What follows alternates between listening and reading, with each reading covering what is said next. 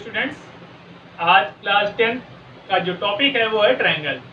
Previous class में आपने triangle के बारे में पढ़ा हुआ है, उसकी प्रॉपर्टीज पढ़ी हुई हैं और इस टॉपिक में आप सिमिलर ट्रायंगल के बारे में पढ़ेंगे, उनसे रिलेटेड थ्योरम्स के बारे में पढ़ेंगे। तो आज हम इस टॉपिक को स्टार्ट करने से पहले एक प्रीवियस स्टेटमेंट को रिवाइज करते हैं जिसका नाम है कॉन्गेरेंट फिगर्स। देखिए, कॉन्गेरेंट फिगर्स जिसे कहते हैं सर्वांगसम आकृतियां क्या होती हैं? जिन ऐसी फिगर्स जिनके सेम शेप हो और साइज भी सेम हो। मीन शेप और साइज अगर किसी फिगर के सेम है तो उसे हम कॉन्गेरेंट फिगर कहेंगे, सर्वांगसम आकृति कहेंगे। देखिए, two geometric figures which have the same shape and size are known as congruent figure. अगर किसी ज्यामितीय आकृति की आकृति तथा आकार दोनों समान होंगे तो उन्हें हम सर्वांगसम आकृति कहेंगे, कॉन्गेरेंट फिगर कहेंगे। Two geometric figures which have the same shape and size are known as congruent figures. अब हम सिमिलर फिगर की बारे में बात करते हैं। तो सिमिलर मतलब क्या होता है? समरूप, जो एक जैसे दिखते हैं पर एक नहीं होते। मीन्स ऐसे फिगर्स जिनके शेप तो सेम होंगे पर साइज डिफरेंट होंगे। अगर किसी आकृति के शेप आकार समान है पर उसका देखिए शेप क्या है? सेम है, पर साइज मीन्स आकृति एक जैसी दिख रही है पर आकार उनके अलग अलग हैं, तो उन्हें हम क्या कहेंगे? सिमिलर फिगर कहेंगे। Geometric figures which have the same shape but different size are known as similar figure.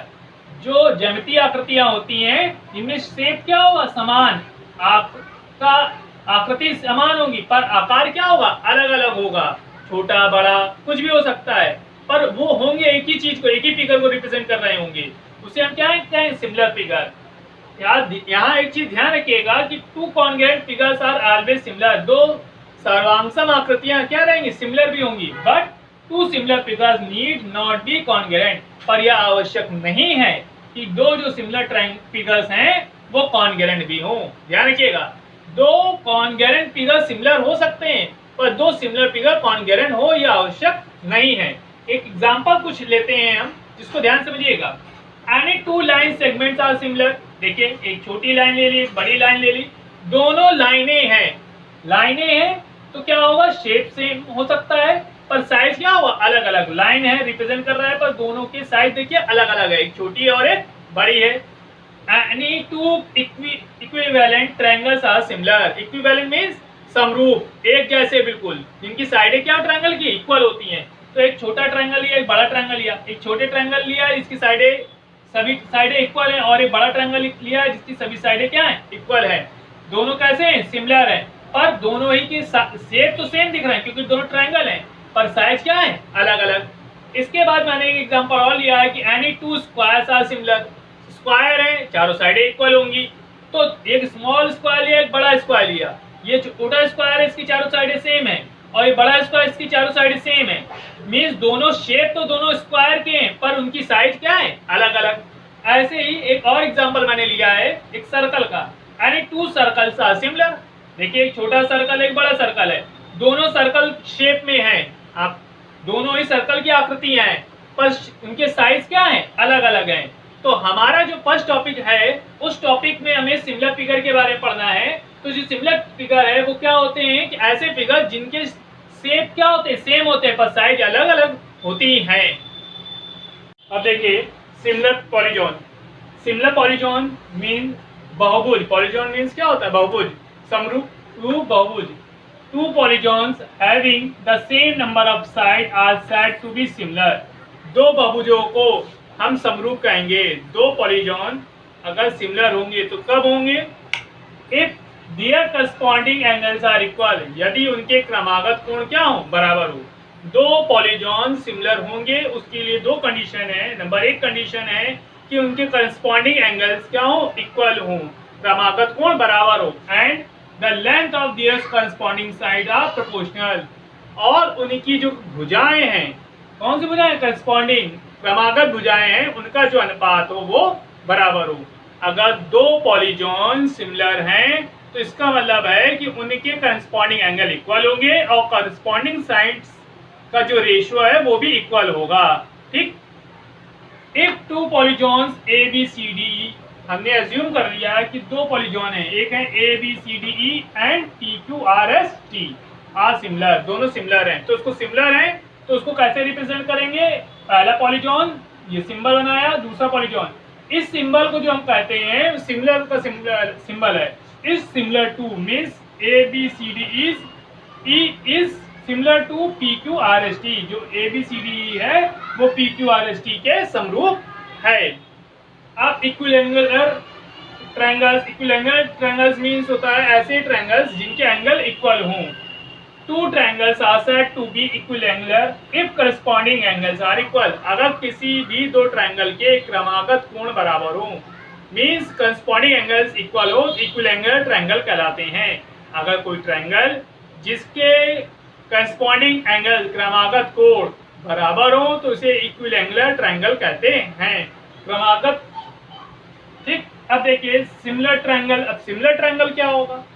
दो ट्रायंगल सिमिलर होंगे, उसके लिए दो कंडीशन, नंबर 1 उसकी करस्पॉन्डिंग एंगल्स इक्वल होने चाहिए और नंबर 2 उसकी करस्पॉन्डिंग साइड प्रोपोर्शनल होने चाहिए। मीन्स यदि दो त्रिभुज समरूप हैं तो इसका अर्थ है कि उनकी जो एंगल्स हैं, करस्पॉन्डिंग एंगल है, क्रमागत कोण है, वो बराबर होंगे और जो उनकी लेंथ ऑफ साइड है मीनिंग भुजाओं की जो लंबाइयां हैं उनका अनुपात भी बराबर होगा। Two triangles are said to be similar to each other if their corresponding angles are equal and their corresponding sides are proportional। देखिए मैंने दो ट्रायंगल लिया है, एक ट्रायंगल है ABC और एक ट्रायंगल है PQR।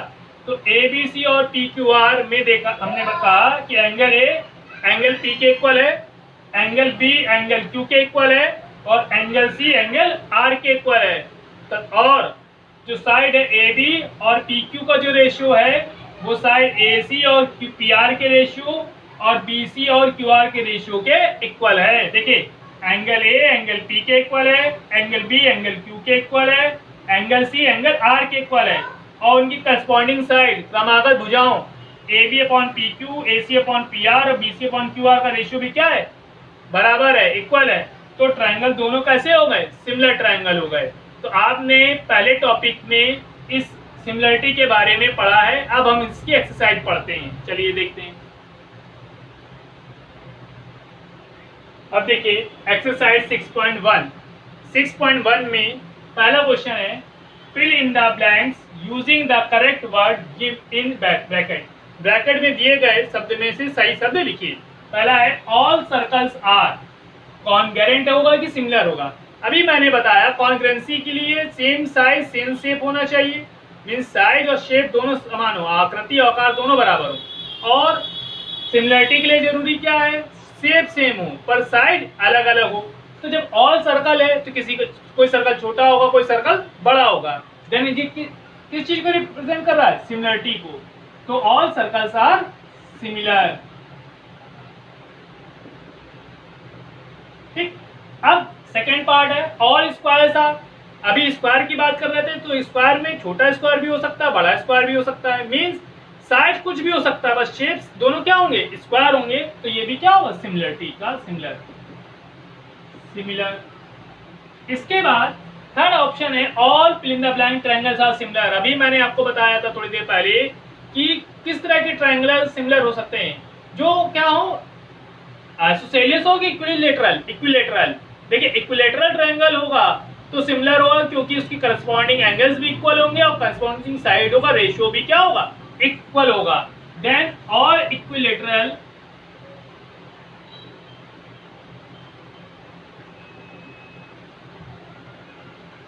Triangles are similar. अभी मैंने इससे पहले आपको बताया था कि जितने सर्कल होते हैं वो सिमिलर होते हैं, स्क्वायर होते हैं वो सिमिलर होते हैं और जो इक्विलेटरल ट्रायंगल है वो भी क्या होगा? सिमिलर होगा।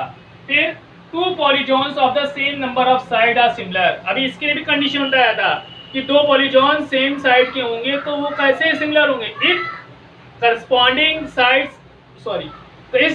Corresponding angles are equal and corresponding side are proportional, means उसके क्रमागत कोण क्या हो? बराबर हो और क्रमागत भुजाओं का जो अनुपात है वो बराबर हो। या करस्पॉन्डिंग एंगल्स क्या होगा? यहाँ पर दो ऑप्शन है, इक्वल और प्रोपोर्शनल। देन यहाँ क्या रखेंगे आप? इक्वल। क्योंकि करस्पॉन्डिंग एंगल की बात कर रहा है और करस्पॉन्डिंग एंगल पॉलीजोन में, टू पॉलीजोन जो सिमिलर होंगे उसमें करस्पॉन्डिंग एंगल क्या होंगे, इक्वल होंगे। दियर करस्पॉन्डिंग साइड्स आर, तो करस्पॉन्डिंग साइड क्या होती है, प्रोपोर्शनल होती है। देन प्रोपोर्शनल, तो फिल इन द ब्लैंक में आपने देखा कि all circles are similar, all squares are similar और equilateral triangles are similar, two polygons of the same number of sides are similar if there corresponding angles are equal and their corresponding sides are proportional। ठीक, अब हमारे पास है give two different example of pair of. Number 1 similar figure. Similar figure के लिए हम क्या कर सकते हैं, जो सिमिलर फिगर हो एग्जांपल देना है तो हमारे पास ऑप्शन देखिए, सर्कल भी है, स्क्वायर भी, इक्विलेटरल ट्रायंगल भी है। तो एक हो सकता है square, means all squares are similar, all squares are similar figure, और ऑल सर्कल्स आर सिमिलर। ये हमें तो एग्जांपल मिल गए सिमिलरिटी के। कौन कौन से, सभी जो वर्ग हैं वो समरूप होते हैं और जो सभी सर्कल होते हैं, वृत्त होते हैं, वो भी क्या होते हैं, समरूप। अब क्या लिखा गया, नॉन सिमिलर की एग्जांपल दीजिए। स्क्वायर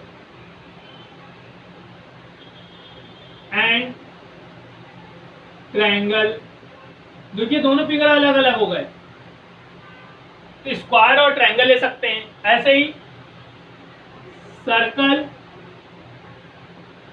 एंड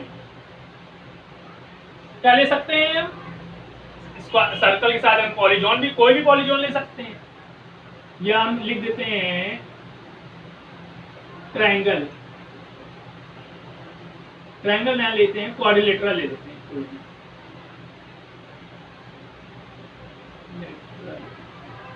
कोई भी क्वाड्रिलेटरल। तो कोई भी क्वाड्रिलेटरल जो होगा वो हमारा क्या हो जाएगा, नॉन सिमिलर फिगर हो जाएगा।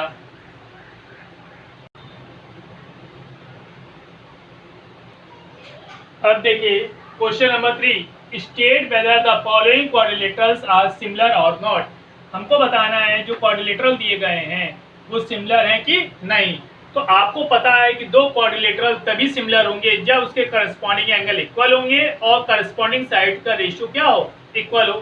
तो सबसे पहले करस्पॉन्डिंग साइड का रेशियो निकालते हैं हम, PQ upon AB, then 1.5 upon 3, decimal आया 0 आया, 15 में 15, 30, 1/2,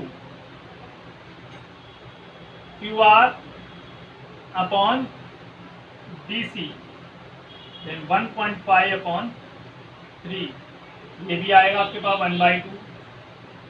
फिर PS RS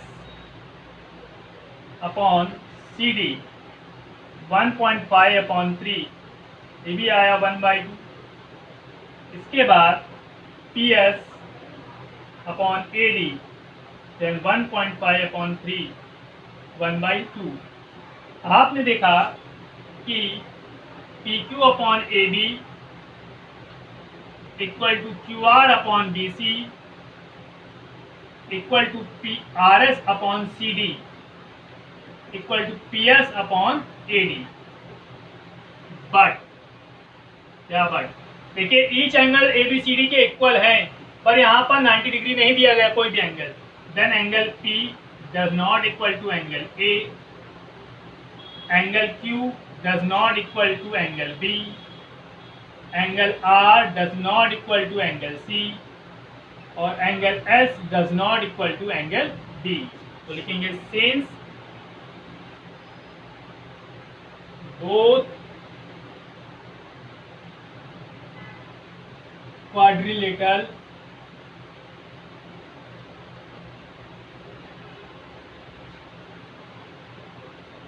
corresponding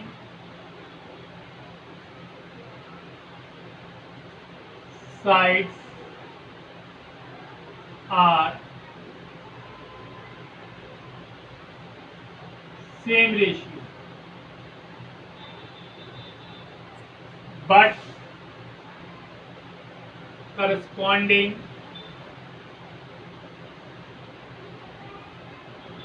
angle are not equal. देखिए उसकी जो साइडों का रेशियो है वो क्या है, बराबर है, पर उसके करस्पॉन्डिंग एंगल क्या नहीं है, इक्वल नहीं है। Therefore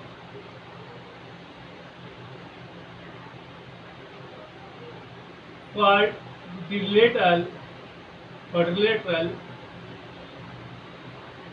is not